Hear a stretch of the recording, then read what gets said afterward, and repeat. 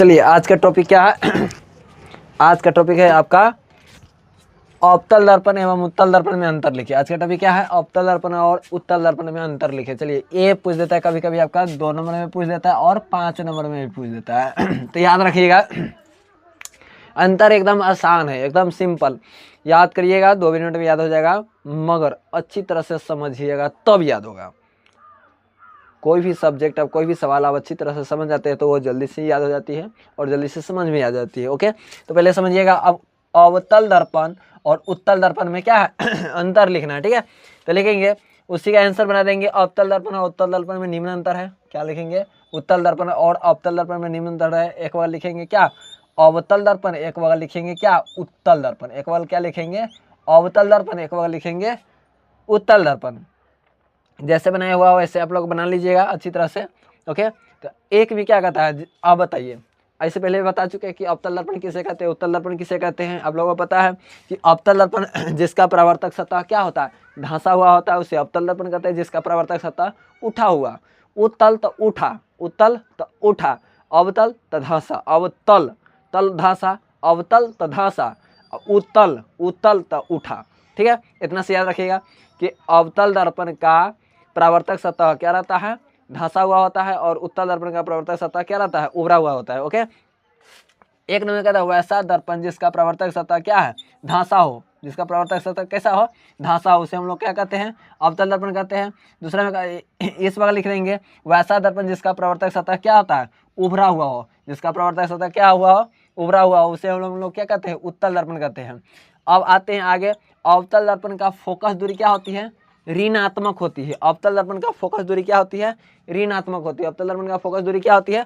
ऋणात्मक। उत्तल दर्पण का फोकस दूरी कहेगा तो धनात्मक। उत्तल दर्पण की फोकस दूरी धनात्मक होती है। ओके, अवतल दर्पण का फोकस दूरी ऋणात्मक और उत्तल दर्पण की फोकस दूरी धनात्मक।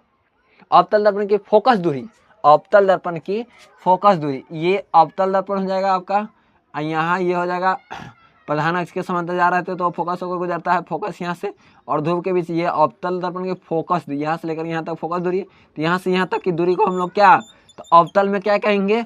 धनात्मक की ऋणात्मक, ऋणात्मक, धनात्मक की ऋणात्मक, ऋणात्मक।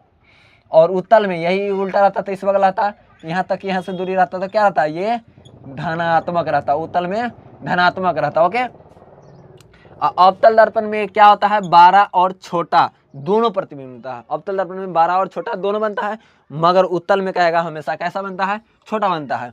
उत्तल में हमेशा छोटा बनता है। उत्तल में कैसा बनता है? छोटा बनता है। उत्तल दर्पण में हमेशा प्रतिबिंब कैसा बनता है? छोटा बनता है, मगर अवतल दर्पण में बड़ा और छोटा दोनों बनता है। ओके, और आगे आते हैं, अवतल दर्पण में सीधा उल्टा प्रतिबिंब बनता है। सीधा और उल्टा प्रतिबिंब बनता है, जिसे हम लोग क्या कहते हैं? वास्तविक प्रतिबिंब। सीधा और उल्टा बनता है अवतल दर्पण में, इसलिए इसे हम लोग क्या कहते हैं? वास्तविक प्रतिबिंब। मगर उत्तल दर्पण में हमेशा कैसा बनता है? काल्पनिक बनता है। कैसा बनता है? और सीधा बनता है। उत्तल दर्पण में प्रतिबिंब हमेशा सीधा बनेगा और काल्पनिक बनेगा। उत्तल दर्पण में हमेशा सीधा बनता है और काल्पनिक बनता है, सीधा बनता है और काल्पनिक बनता है। अवतल में सीधा और उल्टा, सीधा उल्टा और क्या बनता है? वास्तविक। किसमें? अवतल में। चलिए शुरू से आते हैं। अवतल दर्पण को हम लोग क्या कहते हैं? अवतल दर्पण को हम लोग क्या कहते हैं? अवतल दर्पण किसे कहते हैं? तो अवतल दर्पण की प्रवर्तक सतह क्या रहता है? ढांसा रहता है। अवतल दर्पण की प्रवर्तक सतह ढांसा रहता है, उसको हम लोग अवतल दर्पण कहते हैं। उत्तल दर्पण की प्रवर्तक सतह उभरा हुआ होता है, उसे हम लोग उत्तल दर्पण कहते हैं। इसमें क्या, इसका फोकस दूरी, अवतल दर्पण की फोकस दूरी धनात्मक होता है और उत्तल दर्पण की फोकस दूरी ऋणात्मक होता है। अवतल दर्पण की फोकस दूरी क्या होता है? धनात्मक, सॉरी, अवतल दर्पण की फोकस दूरी ऋणात्मक, गलती हो गया, सॉरी मिस्टेक हो गया। अवतल दर्पण की फोकस दूरी क्या होती है? अवतल दर्पण की फोकस दूरी ऋणात्मक और उत्तल दर्पण की फोकस दूरी धनात्मक होती है। उत्तल दर्पण की फोकस दूरी धनात्मक होती है, मगर अवतल दर्पण की फोकस दूरी ऋणात्मक होती है। ठीक है, और आते हैं आगे कि अवतल दर्पण में प्रतिबिंब कैसा बनता है? सीधा और छोटा दोनों बनता है, सीधा और छोटा दोनों बनता है, मगर उत्तल दर्पण में हमेशा छोटा प्रतिबिंब बनता है। और आगे आते हैं कि अवतल दर्पण में सीधा और कैसा बनता है? वास्तविक, मगर उत्तल दर्पण में कहेगा तो सीधा बनता है अवतल दर्पण में सीधा और उल्टा दोनों बनता है और इसलिए कहते हैं वास्तविक प्रतिबिंब कहते हैं। मगर उत्तल दर्पण में बनता है सीधा बनता है और इसीलिए इसे हम लोग क्या कहते हैं, काल्पनिक प्रतिबिंब। तो आशा करता हूँ आप लोगों को जरूर समझ में आया होगा। ओके, आगे हम मिटा करके बनाते बताते हैं कि आगे क्वेश्चन क्या है। ओके, इस वीडियो तो आप लास्ट तक बने रहिएगा और आगे टॉपिक पढ़ते हैं। मिटा करके लिख दिए हैं अवतल दर्पण में बनने वाला किरण आरेख को खींचे। अवतल दर्पण में बनने वाला किरण आरेख को खींचे। चलिए, इसका किरण आरेख बहुत सारे होते हैं, मतलब बता देते हैं, 3-4 जरूर बताएंगे आप लोगों को जरूर। उसमें से पूछा जाता है, उसमें से 2 या 3 जरूर पूछा जाता है, ठीक है। उसमें से 2 नंबर के ज़्यादा करके पूछा जाता है इसमें से। ओके, कि वस्तु को कहाँ पे रखे तो कैसा प्रतिबिंब बनेगा और कैसा बनेगा, और छोटा बनेगा कि वास्तविक बनेगा, काल्पनिक बनेगा। अवतल दर्पण में अभी समझ रहे हैं, फिर समझेंगे उत्तल दर्पण में। ओके, तो आप लोग क्लास में बने रहिएगा जरूर वीडियो को अंत तक, तो धीरे धीरे सब कुछ समझ में आ जाएगा, पूरा A to Z समझ में आ जाएगा। ओके, तो पहले हम लोग समझते हैं कि अवतल दर्पण में बनने वाला किरण आरेख को खींचे। अवतल दर्पण में बनने वाला किरण आरेख को खींचे। ओके, तो कहता क्या है, जब वस्तु को अनंत पर रखा जाता है, जब वस्तु को अनंत पर रखा जाता है। तो मगर कहा है किस में, अवतल दर्पण में। किस में कहा है, तो अवतल दर्पण में। तो अवतल दर्पण आप लोगों को नया बनाने को सिखा दिए हैं। अवतल दर्पण की परावर्तक सतह क्या रहती है, धौंसी रहती है। अवतल दर्पण की परावर्तक सतह क्या रहती है, धौंसी रहती है ना। बन गया अवतल दर्पण। ये तो आप लोगों को पता है कि ये प्रधान अक्ष होता है। ओके, इसको हम लोग क्या कहते हैं, पी पोल ध्रुव। ओके, यहाँ पे हो जाएगा आपका सी केंद्र, और आगे तक बढ़ा देते हैं। तब देखिए, अवतल दर्पण में अनंत पर, मतलब अनंत पर कहा गया कहीं पे रखा हुआ वस्तु। अनंत मतलब जानते हैं आप लोग, जानते हैं अनंत मतलब क्या होता है, इन्फिनिटी मतलब कहीं पे, मालूम नहीं है, मालूम नहीं, अनंत है, इन्फिनिटी है, कोई इसका अंत नहीं है। चलिए, तो अनंत में मान लो कि इधर कहीं भी रखा हुआ है, तो आ रही प्रकाश की किरण तो किससे होकर जाता है, परावर्तन के बाद किससे होकर जाता है, फोकस से होकर जाता है। फिर मान लेते हैं नीचे भी अनंत पर रखा गया है, तो ये भी टकराएगा, परावर्तन के बाद किससे होकर गुजरेगा, फोकस से होकर गुजरेगा। तो आप लोग जान भी गए कि चलिए, ये बन गया। तो क्या कहता है, जब वस्तु को अनंत पर रखा जाए, जब वस्तु को हम वस्तु को क्या रख दिए, अनंत पर, अनंत पर रखा गया है, अनंत, अनंत है यार, अनंत। ओके, अनंत पर वस्तु क्या है, अनंत पर, अनंत पर वस्तु, अनंत पर वस्तु है, तो कहाँ पे बन रहा है, फोकस पर। इसका प्रतिबिंब कहाँ पे बन रहा है, पर यह लिखा हुआ है प्रतिबिंब फोकस पर। कहाँ पे बन गया, फोकस पर। और क्या, बहुत ही छोटा बनेगा, और बहुत ही छोटा। तो आप लोगों से क्वेश्चन पूछेगा कि अवतल दर्पण बताइए कि अवतल दर्पण में जब वस्तु को अनंत पर रखा जाता है तो इसका प्रतिबिंब कैसा बनता है और कहाँ पे बनता है। तो आपको लोग कहिएगा बहुत ही छोटा बनता है और वास्तविक बनता है, और कहिएगा ये तो फोकस पर बनता है। ओके, अब आगे आते हैं, जब वस्तु को कहाँ पे, अनंत और वक्रता केंद्र के बीच, क्या कहता है क्वेश्चन, जब वस्तु को अनंत और वक्रता केंद्र के बीच रखा जाता है तो इसका प्रतिबिंब कैसा बनेगा। चलिए हम लोग आते हैं, पहले तो हम लोग बना लेंगे, क्या बना लेंगे, अवतल दर्पण बना लेंगे। अवतल दर्पण अभी बताया है कैसा बनता है, जिसका परावर्तक सतह धंसा हुआ हो, जिसका परावर्तक सतह धंसा हुआ। चलिए बना दिए। अब लोग मिस्टेक नहीं कीजिएगा, ये ऐसे कभी कभी डबल हो जाता है, कभी कभी छोटा हो जाता है। ये प्रधान अक्ष हो गया। ओके, तो हमें क्वेश्चन क्या कहता है, जब वस्तु को अनंत और वक्रता केंद्र, यहाँ पे मान लेते हैं वक्रता केंद्र हो गया।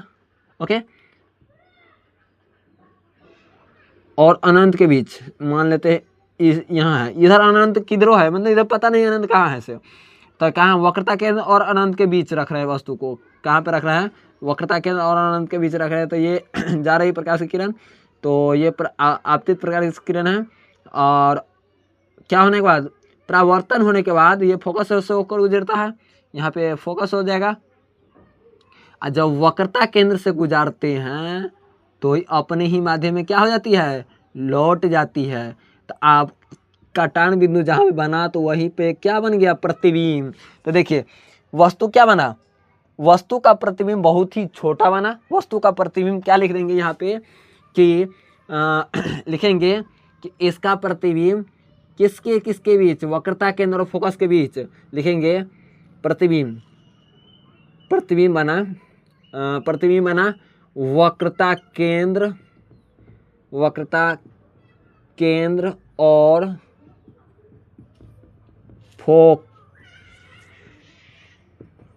फोकस के बीच, वक्रता केंद्र और फोकस के बीच बना प्रतिबिंब। और क्या बना, वस्तु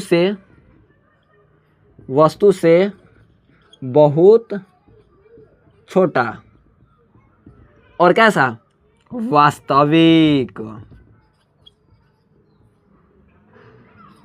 बनाता है। कैसा, कहाँ कहाँ पे बना, जब वस्तु को, ये लिखा है ना, जब वस्तु को अनंत और वक्रता केंद्र के बीच रखते हैं, जब वस्तु को वक्रता केंद्र और अनंत के बीच रखे हैं, तो आप लोग को हम अभी बता दिए हैं, जब वस्तु को वक्रता केंद्र, ये ना वक्रता केंद्र, तो और किधर इन्फिनिटी मतलब अनंत के बीच रखे हैं, तो वस्तु का प्रतिबिंब क्या बना है, तो वक्रता केंद्र और फोकस के बीच, वक्रता केंद्र और फोकस के बीच, तो लिखते हैं वक्रता केंद्र और फोकस के बीच बनता है। तो आप लोग बताइएगा, जब वस्तु को वक्रता केंद्र अनंत और वक्रता केंद्र के बीच रखते हैं, तो उसका प्रतिबिंब वक्रता केंद्र और फोकस के बीच बनता है, और कैसा बनता है, वास्तविक बनता है, और वस्तु से बहुत ही छोटा बनता है, वस्तु से बहुत ही छोटा बनता है, और कैसा बनता है, वास्तविक बनता है, और वक्रता केंद्र और फोकस के बीच बनता है। समझ गए। देखिए, रटने से अच्छा होता है कि समझना। समझे हुए बात बहुत दिन तक याद होती है, मगर रटना बहुत दिन तक बात याद नहीं होती है।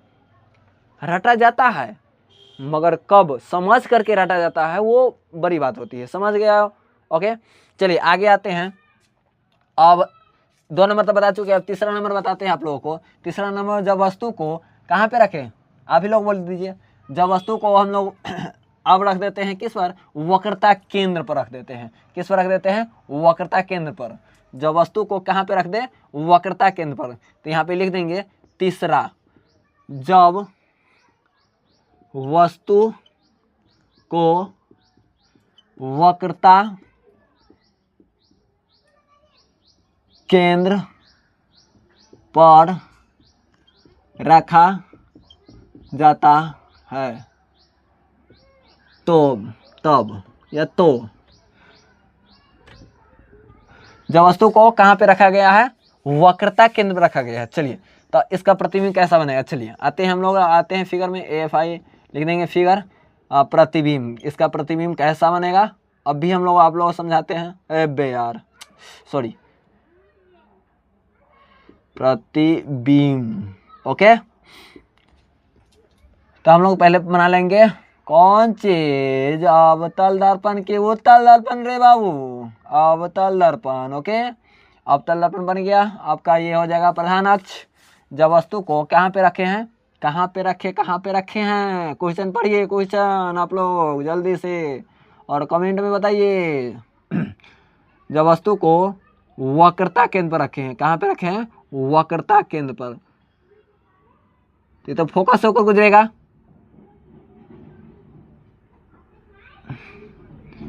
आइए, प्रधान अक्ष के समांतर जाएगा, फिर भी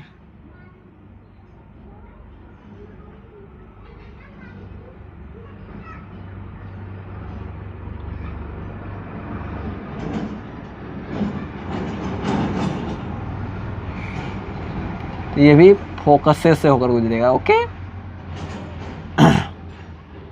तो कटान बिंदु ये हुआ यहाँ पे, ये तो फोकस से होकर गुजरता है, ये तो मालूम है आप लोगों को। देखिए, तो जब वस्तु को हम कहाँ पे रखें, जब वस्तु को कहाँ पे रखें, जब वस्तु को हम लोग रखे हैं वक्रता केंद्र पर रखे हैं, वक्रता केंद्र पर, ये वक्रता केंद्र, ये फोकस हो गया, ये ध्रुव हो गया आपका, तो ध्रुव को हम लोग P से सूचित करते हैं। तो इसका प्रतिबिंब क्या बनेगा आप लोग जरूर कमेंट में बताइएगा। ओके, तो इसका प्रतिबिंब वक्रता केंद्र बना, और देखिए जितना बड़ा वस्तु है उतना ही बड़ा क्या है, प्रतिबिंब है।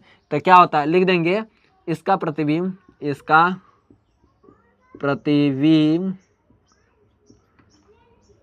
इसका प्रतिबिंब वक्रता केंद्र पर और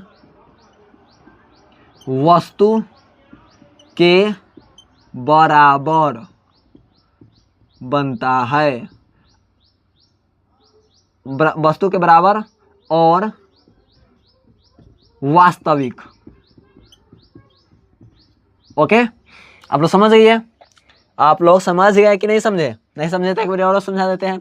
जब वस्तु को वक्रता केंद्र पर रखा गया है, रखा जाता है, तो उसका प्रतिबिंब वक्रता केंद्र में बनता है और वस्तु के बराबर बनता है, और वस्तु के बराबर बनता है और वास्तविक बनता है, और क्या सीधा कि उल्टा, उल्टा प्रतिबिंब बनता है। तो इसमें क्या लिखे हैं, वक्रता केंद्र में बनता है, ठीक है, और वस्तु के बराबर बनता है और वास्तविक बनता है, और उल्टा, उल्टा बनता है। क्या बनता है, उल्टा बनता है। इसमें नहीं लिखे हैं उल्टा, इसमें भी हो जाएगा, वक्रता केंद्र के और फोकस के बीच बनता है और उल्टा बनता है, उल्टा, उल्टा प्रतिबिंब, ठीक है, उल्टा, और वस्तु से बहुत ही छोटा और वास्तविक बनाता है। ओके, अवतल दर्पण में जब वस्तु को वक्रता केंद्र पर रखा जाता है तो वक्रता केंद्र बनता है, वस्तु के बराबर बनता है और उल्टा बनता है और वास्तविक बनता है। ओके, और नहीं आप 2 नंबर में जब वस्तु को अनंत और वक्रता केंद्र के बीच रखते हैं तो फोकस और वक्रता केंद्र के बीच बनता है, फोकस और वक्रता केंद्र के बीच बनता है, और वस्तु से छोटा बनता है और उल्टा बनता है, वस्तु से उल्टा प्रतिबिंब बनता है। ओके, वस्तु के उल्टा प्रतिबिंब बनता है और वास्तविक प्रतिबिंब बनता है। ओके, चलिए अब आते हैं चौथा नंबर पर। जब वस्तु को आप कहाँ पे रखें, आप वस्तु को रखते हैं फोकस पर रखते हैं। ओके, चलिए तो अच्छी तरह से मिटा देते हैं। जब तक आप वीडियो के अंत तक आप बने रहिएगा तो आप लोगों को जरूर समझ में आएगा। आप लोग वीडियो को अंत तक जरूर बने रहिएगा, और समझ में आएगा तो आप लोग कमेंट और सब्सक्राइब जरूर कीजिएगा। आप लोगों को वीडियो अच्छा लगेगा तो आप ही लोग की वजह से हम लोग बढ़ेंगे, नहीं तो कुछ नहीं है। हम लोग क्या, कुछ नहीं है। आप लोग है तो हम हैं, आप लोग नहीं है तो हम नहीं है। ओके, मेरा वजूद है।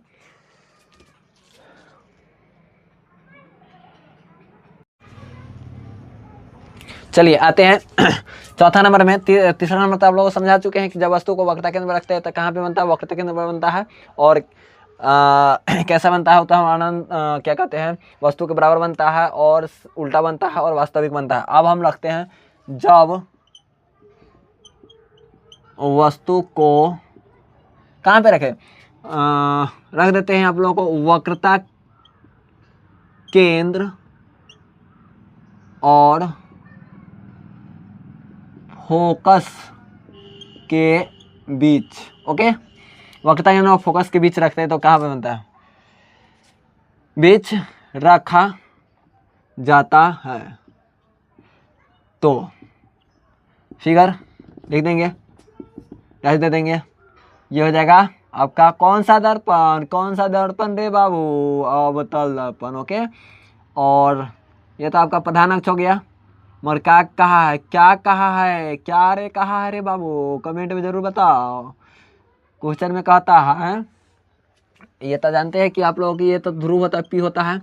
जब वस्तु को वक्रता केंद्र और फोकस के बीच रखा गया है, और वस्तु को कहाँ पे रखे हैं, वक्रता केंद्र और फोकस के बीच, यही होगा, वक्रता केंद्र और फोकस के बीच। ओके, तो ये तो प्रधान अक्ष के संबंध आ जाएगा, और किससे होकर गुजरेगा, फोकस से। ठीक है, ठीक है कि नहीं है, ठीक है बिल्कुल। चलिए, तो ये भी टकराएगा तो ये भी किससे होकर गुजरेगा, फोकस से होकर गुजरेगा। Okay okay okay okay okay, समझ गए समझ गए। चलिए, बन गया आप लोगों को। आप देखिए, इसका कटान बिंदु यहीं पे है, कटान बिंदु यहीं पे है, तो ये बन रहा है कहाँ पे प्रतिबिंब, देखिए देखिए देखिए, इसका प्रतिबिंब बन गया बन गया बन गया, बिल्कुल बन गया। चलिए, जब वस्तु को वक्रता केंद्र और फोकस के बीच रखे हैं, जब वस्तु को वक्रता केंद्र और फोकस के बीच रखे हैं तो कैसा प्रतिबिंब बनेगा, इसका प्रतिबिंब। चलिए प्रतिबिंब समझते हैं, इसका प्रतिबिंब बता चुके हैं, बनाकर दिखा चुके हैं आप लोगों को कैसा बनता है, सो कहाँ पे बना है। तो लिख देंगे, जब वस्तु को कहाँ पे वक्रता केंद्र फोकस के बीच रखा गया तो इसका प्रतिबिंब बना है वक्रता केंद्र और अनंत के बीच, वक्रता केंद्र और अनंत के बीच, और वस्तु से 12 बना है, वस्तु से 12, उल्टा और वास्तविक। चलिए आ जाते हैं अब, जब वस्तु को वक्रता केंद्र और फोकस के बीच रखे हैं तो प्रतिबिंब कैसा बना, वक्रता केंद्र और अनंत के बीच, वक्रता केंद्र और इन्फिनिटी तो इधर है, अनंत के बीच बनता है, और वस्तु से 12 बनता है, वस्तु से 12। देखिए वस्तु कितना छोटा है और प्रतिबिंब इसका कितना बड़ा बन रहा है। ओके, और कैसा बनता है, उल्टा, उल्टा कैसा बन रहा है, उल्टा, और कैसा बनता है, और वास्तविक बनता है। वास्तविक अवतल दर्पण में हमेशा कैसा प्रतिबिंब बनता है, वास्तविक, कैसा बनता है, वास्तविक। ओके, इसका प्रतिबिंब कैसा बनता है, वास्तविक, ठीक है। और कैसा बन रहा है, उल्टा। आ जाते हैं पूरा एक अच्छी तरह से रिवाइजन कर लेते हैं। प्रथम में जब वस्तु को फोकस नहीं अनंत पर रखते हैं, जब वस्तु को अनंत पर रखे तब फोकस में बनता है, वस्तु का बहुत ही छोटा बनता है और वास्तविक बनता है, ठीक है। आप रखते दूसरा में क्या रखे थे, जब वस्तु को अनंत और वक्रता केंद्र के बीच, जब वस्तु को अनंत और वक्रता केंद्र के बीच रखे हैं तो कहाँ पे बना है, तो इसका प्रतिबिंब बना है वक्रता केंद्र और फोकस के बीच। जब वस्तु को अनंत के बीच, अनंत और वक्रता केंद्र के बीच रखे हैं तो इसका प्रतिबिंब बना है फोकस और वक्रता केंद्र के बीच, वस्तु से बहुत ही छोटा, वस्तु से बहुत ही छोटा और उल्टा और वास्तविक। और जब वस्तु को वक्रता केंद्र पर रखे हैं तो उसका प्रतिबिंब भी वक्रता केंद्र पर बना है, वस्तु के बराबर बना है और वास्तविक बना है और उल्टा बना है। ओके, अब चौथा नंबर में रखें, जब वस्तु को वक्रता केंद्र और फोकस के बीच रखे हैं तो इसका प्रतिबिंब वक्रता केंद्र और अनंत के बीच, वक्रता केंद्र और अनंत के बीच बना है, और वस्तु से बहुत ही 12, बहुत ही क्या बना है, 12, और उल्टा, और क्या बना है, वास्तविक, और क्या बना है, वास्तविक। ओके, तो अगले क्लास में मिलते हैं। आप लोग अवतल दर्पण के बारे में समझ गए, अवतल दर्पण के किरण आरेख के बारे में समझ गए। आप समझेंगे अगले एपिसोड में, अगला वीडियो में, अगला पार्ट में उत्तल दर्पण के बारे में। ओके, तो आप लोगों को वीडियो अच्छा लगा होगा, समझ में आया होगा तो सब्सक्राइब जरूर कीजिएगा और कमेंट में जरूर बताइएगा कि हम कहाँ पे गलती किए हैं और कैसे समझाएं, वो कमेंट में आप जरूर बताइएगा। ओके, तो मिलते हैं अगले नेक्स्ट वीडियो में, इसलिए धन्यवाद।